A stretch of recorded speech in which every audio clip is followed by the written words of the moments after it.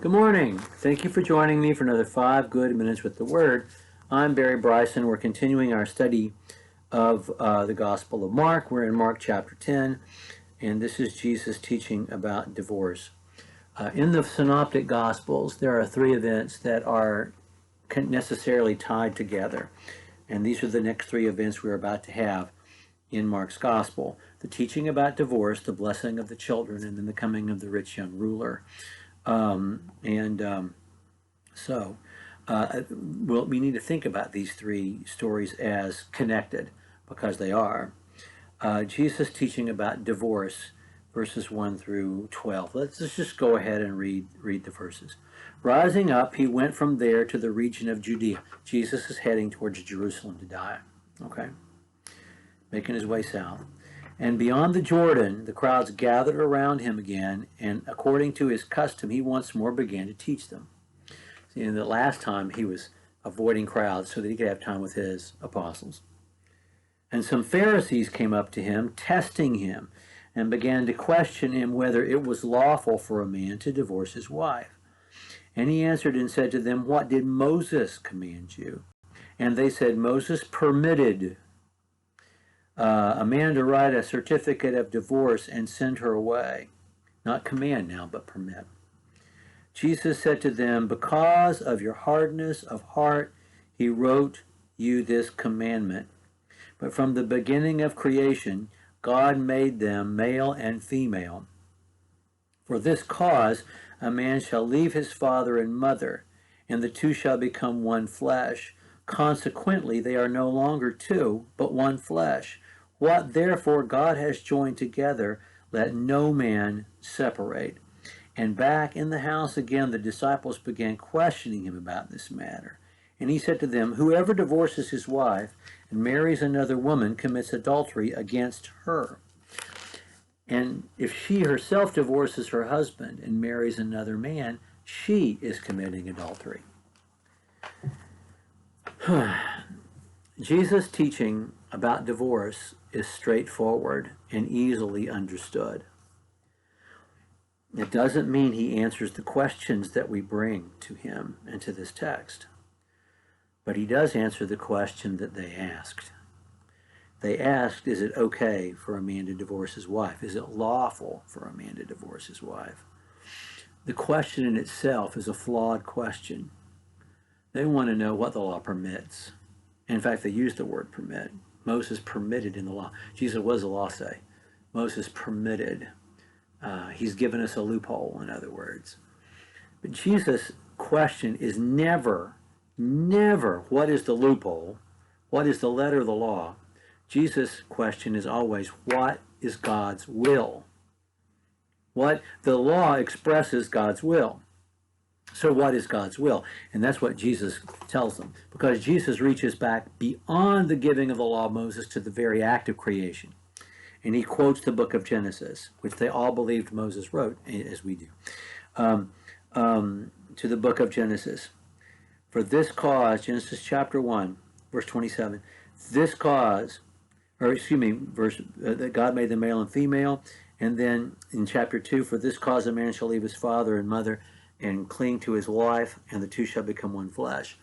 And I mean, that's what God says from very creation. So if you want your answer, go back to the beginning. Is it right?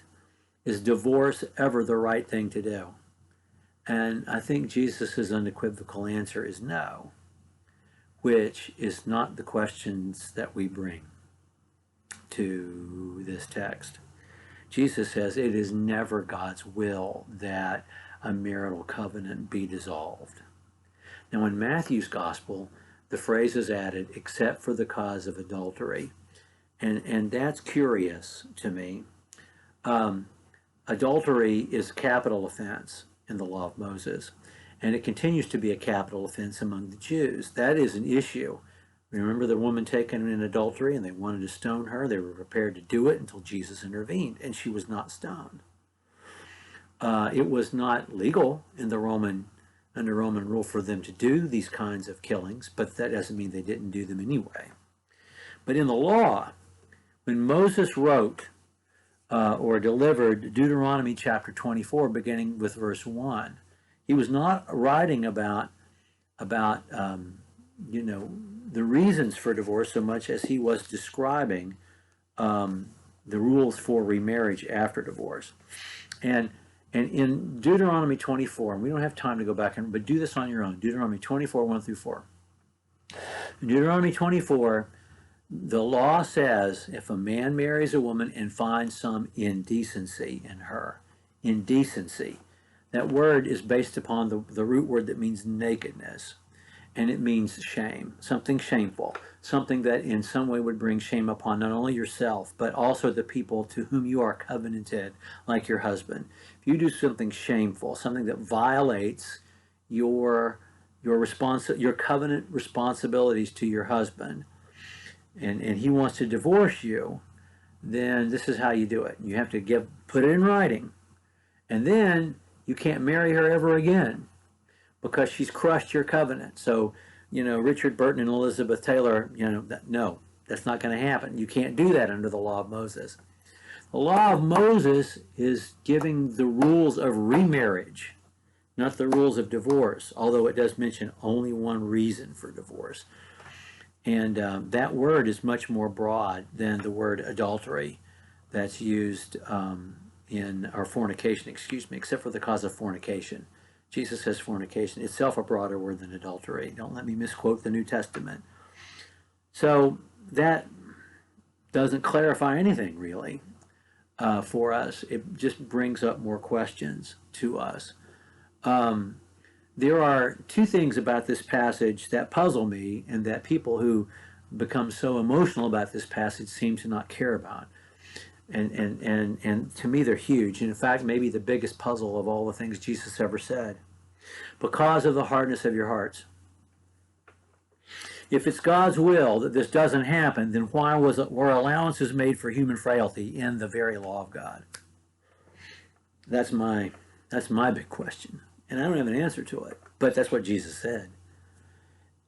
Also, Jesus rejected that, set that aside, and appealed to creation and to God's eternal will in his answer. The other thing to notice, and this is huge, and nobody ever notices this, and it is verse 12.